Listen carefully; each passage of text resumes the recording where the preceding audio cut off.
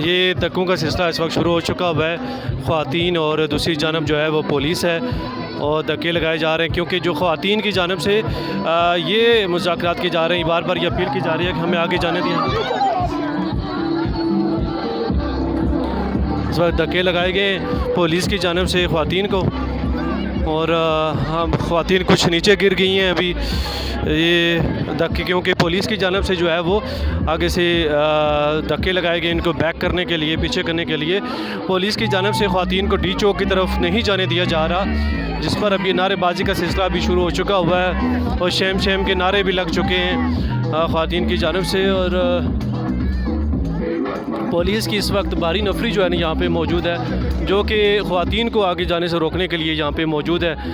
एक तरफ ख़वातीन हैं और दूसरी जानब जो है पुलिस जो है वो आमने सामने है। अभी थोड़ी देर पहले जो है जैसे आपने देखा कि धक्कम-पील का सिलसिला भी हुआ, जो कि पुलिस की जानब से ख़वातीन को आगे जाने से रोका गया। शेम शेम के नारे भी जो है वो लगाए जा रहे हैं ख़वातीन की जानब से। ये पुलिस जो है इस वक्त यहाँ पे मौजूद है बड़ी तादाद में।